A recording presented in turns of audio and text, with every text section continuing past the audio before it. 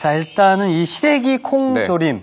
어렸을 때 이 시래기다라고 하면 그거 어떻게 먹어 맛없어 항상 이런 느낌도 좀 맞아요. 많았거든요. 제가 조금 조숙했었던 것 같아요. 네. 저는 이 시래기의 맛을 조금 약간 어렸을 때부터 좀 알았던 것 같아요. 그래서 어머님이 이 시래기 반찬을 해주시면 정말 참 좋았던 것 같아요. 그리고 지금은 약간 그런 약간 추억이나 향수도 좀 있는 것 같아서 오늘 좀 준비를 해봤습니다. 자, 일단 저희 국물을 조금 만들어야 되는데요. 네. 저희 오늘 제가 준비한 게 좀 있어요.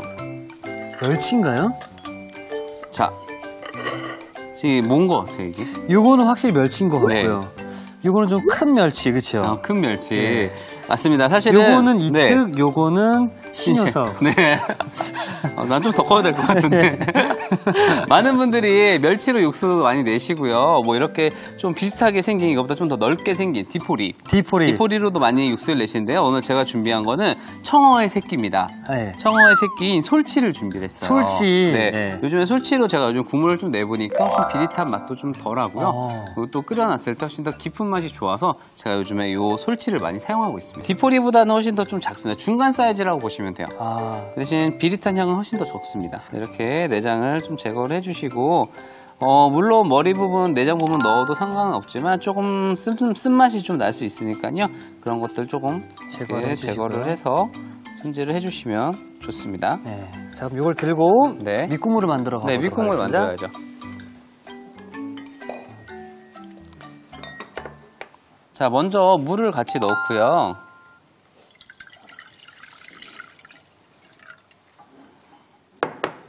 이 솔치를 같이 함께 넣고 끓여주도록 하겠습니다. 끓는 상태에서 넣는 게 아니라 다 넣은 다음에 끓여주네요. 네, 다 넣은 다음에 같이 끓여주시면 되고요. 다른 생선에 비해서 좀 비릿한 향이 적기 때문에 많은 분들이 뭐 여기에다 뭐 생강을 넣거나 아니면 청주를 넣는 분들도 계시는데 네. 그냥 바로 해주시면 되고요. 저희는 오늘 보통 이 밑국물을 내면은 멸치를 다 빼시잖아요. 그렇죠. 예. 저는 오늘 이 밑국물에 들어간 이 솔치까지도 그대로 사용을 하도록 하겠습니다. 그래서 이 국물 자체를요, 저는 오늘 된장 베이스로 만들 거기 때문에 된장을 좀 같이 넣어줄 건데요. 일단 된장을 두 가지 스타일로 좀 쓰시는 게 좋아요. 두 가지 스타일이요. 그래서 요즘에 그 뭐 집에서 주부님들이 많이 쓰시는 시판 된장을 같이 좀 넣어주시고요. 그리고 한 큰술 정도는 집된장. 네, 약간 향이 좀 더 진한. 섞어서. 네, 섞어서. 네. 왜냐하면은 약간 이건 개인적인 취향의 문제인데요.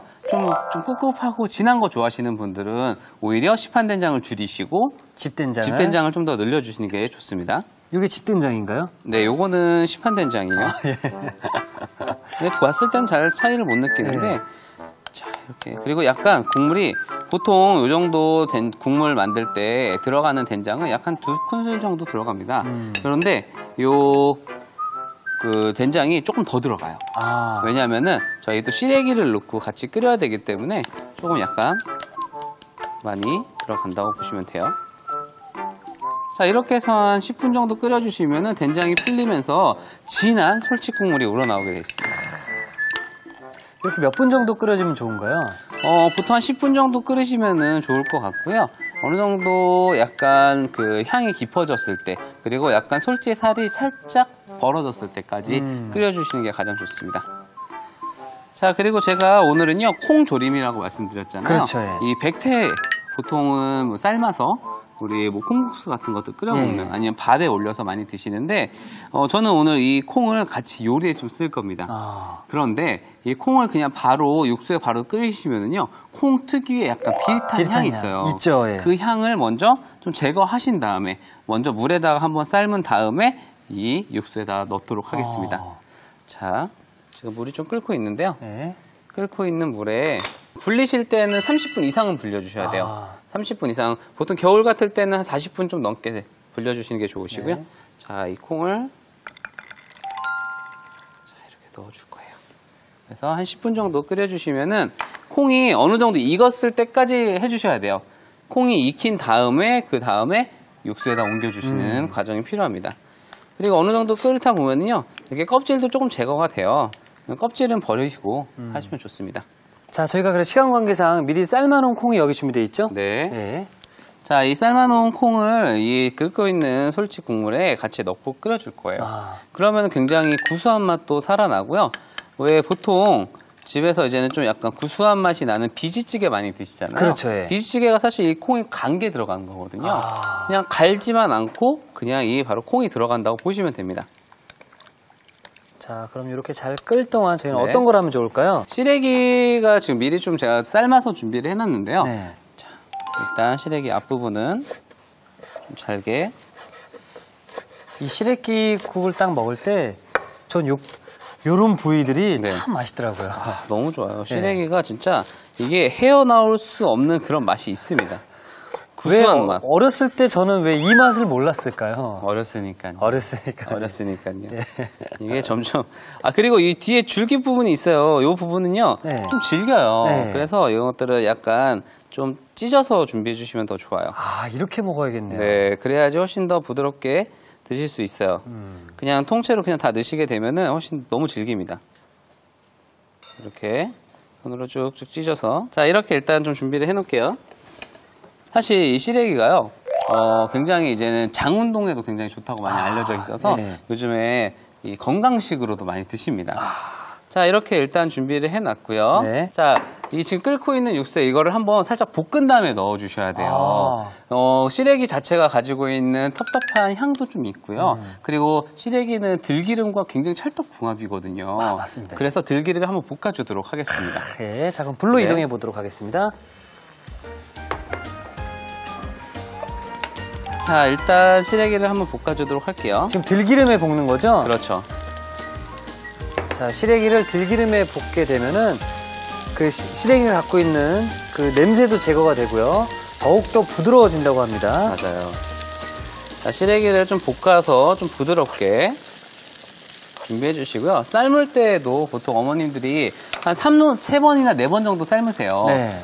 그렇게 삶으신 다음에 바로 차가운 물에 헹구지 마시고요. 한 10분이나 15분 정도 그냥 뜨거운 물에 푹 담가 놓으시는 게 좋아요. 그래야지 훨씬 더 부드럽게 잘 시래기가 잘 익습니다. 제가 이제 최우비 MC를 하다 보니까 마지막에 시식을 하잖아요. 네. 맛있게 잘 먹는다고 어느 날은 며칠 전 식당을 갔는데 그 식당 주인 아주머니께서 너무 맛있게 먹는 모습이 보기 좋다고 그 식당 가서도 시식하는 것처럼 어머니 너무 맛있는데요. 약간 부담스럽겠네요, 그거는. 진짜 왜 간혹 그럴 때 있잖아요. 진짜 맛이 없을 때도 있거든요. 그럴 때 간혹 있죠. 예. 그러니까 그럴 때 좀 곤란하시겠어요. 예전 같았으면 조용히 먹고 나왔는데 이제는 막 식당에서도 소리를 내면서 먹어요. 딱 먹고 너무 맛있다. 그 어머니들 이렇게 딱 보시잖아요. 뒤에서 맛있게 보고 먹네, 계시더라고요. 맛있게 먹나 안 먹나. 사실 저도 이제는 제 방송을 많이 하다 보니까 어머니들 이제 알아봐 주시잖아요. 예. 좋은 점도 있어요. 막 서비스 이렇게 밥도 더 주시고 그렇죠, 예. 이런 좋은 점도 있지만 가끔은 진짜 맛이 없을 때도 있거든요. 말을 못해요, 제가. 자, 지금 이제 어느 정도 약간 부드럽게 좀 익었어요. 네. 자, 이 상태에서 저희 준비해 놓은 솔치 국물을 좀 넓은 데다 넣고 끓일 거예요. 약간 자박자박하게 끓일 거고요. 네. 자, 요 솔치 준비된 것을 여기에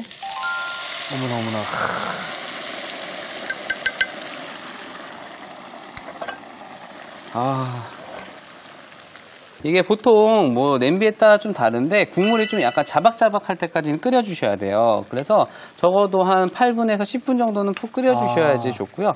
이런 것들은 뭐 냉장고에 넣고 보관해서 드시는 것도 좋지만 그냥 이렇게 드시기 전에 한 번씩 끓여서 먹는 게 가장 좋고요. 자, 그리고 고춧가루 한 숟가락.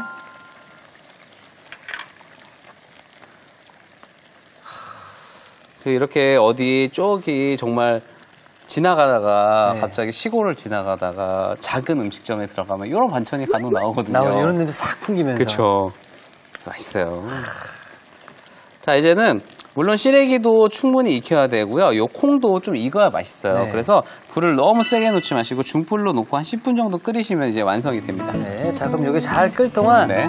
이것도 기대됩니다. 꼬막 비빔밥 네. 부탁드릴게요. 꼬막은 일단 깨끗한 물에다가 소금을 좀 넣으신 다음에 뭐 칫솔이나 이런 것들로 깨끗하게 표면을 좀 닦아주시고요.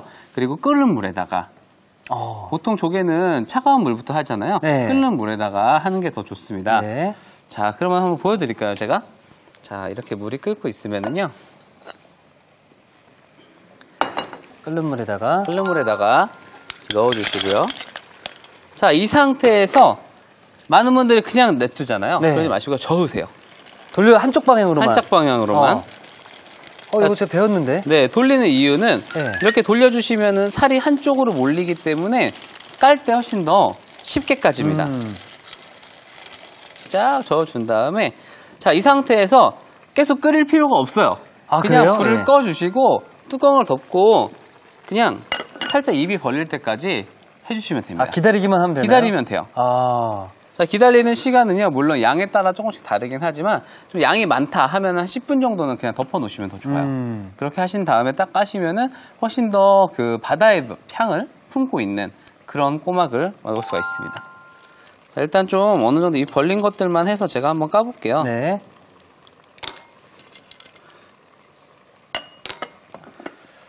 이게 근데 다들 자기 스타일들이 좀 있으시더라고요. 이 네. 까는 방법에.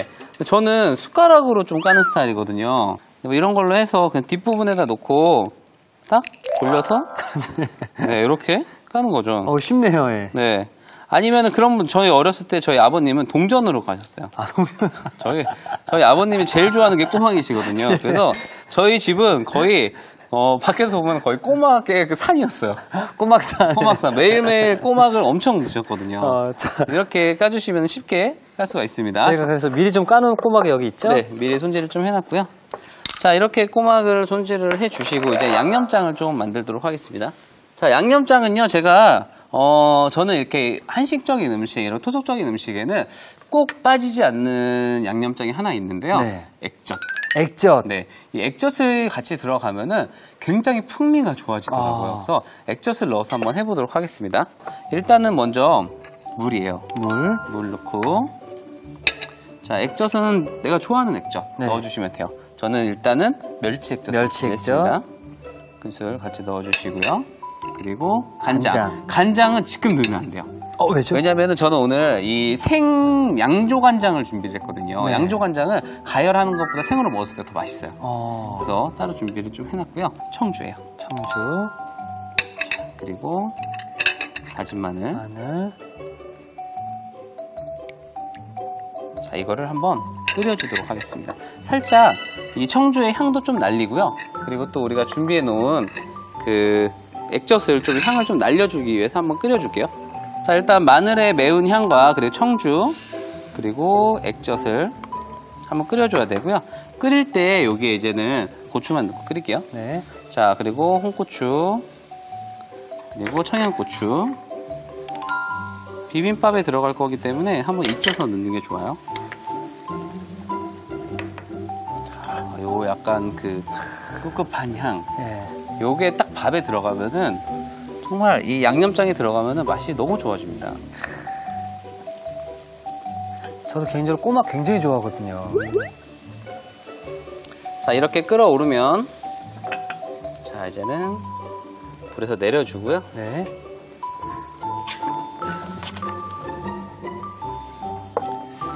자, 내려주고 여기에 저희 준비해놓은 양조간장.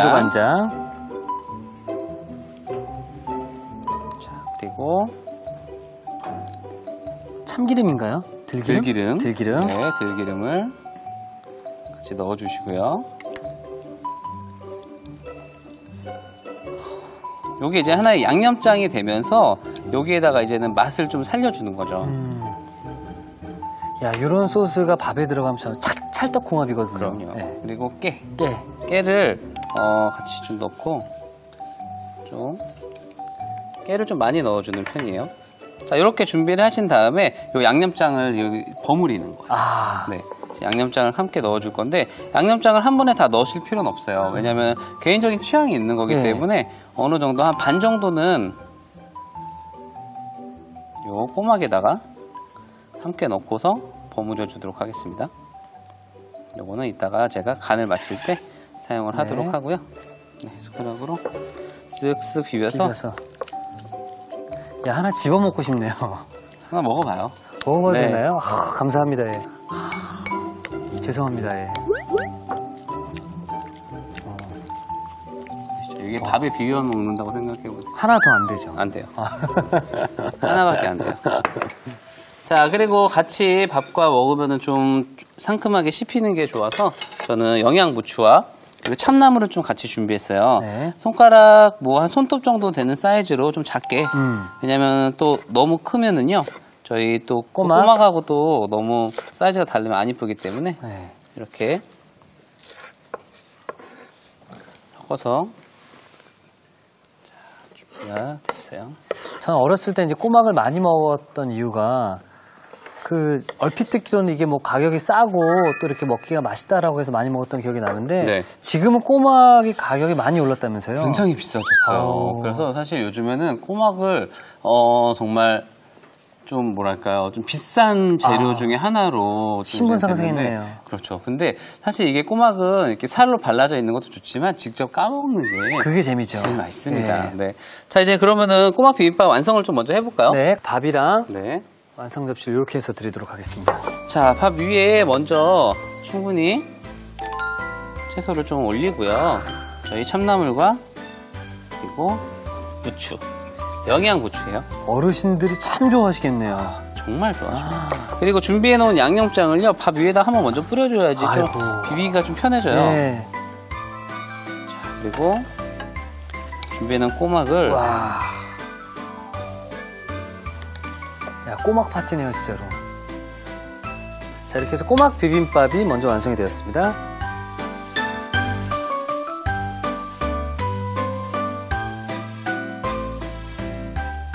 자, 빨리 쓱쓱 싹싹 비벼 먹고 싶은데요. 한 번 맛보면 잊을 수 없는 맛. 꼬막 비빔밥이 완성이 되었고요. 네. 자, 이제 시래기 콩조림 마무리해 보도록 네, 여기도 하겠습니다. 다 이제 완성이 된 것 같아요. 네. 지금 국물이 자박자박 국물이 거의 없어졌는데요. 네. 마지막에 불 끄고 나서 대파를 좀 같이 넣어주시고요. 좀 보기 좋게 고추, 홍고추, 청고추를. 청고추를 같이 넣고 그냥 살짝 한 번만 이 열기로 섞어주시면 돼요. 그럼 이 안에 들어간 네, 이 큰 멸치 뭐였었죠? 솔치요. 아, 솔치. 네. 솔치도 같이 먹는 건가요? 그럼요. 솔치도 같이 드시면요, 굉장히 고소하고 맛있어요. 오늘 드셔보시면은요, 콩은 콩대로 또 아삭아삭 씹히는 게 좋고요. 그리고 솔치는 또 굉장히 약간 고소한 맛. 네. 자, 이렇게 우리가 완성이 됐습니다. 네.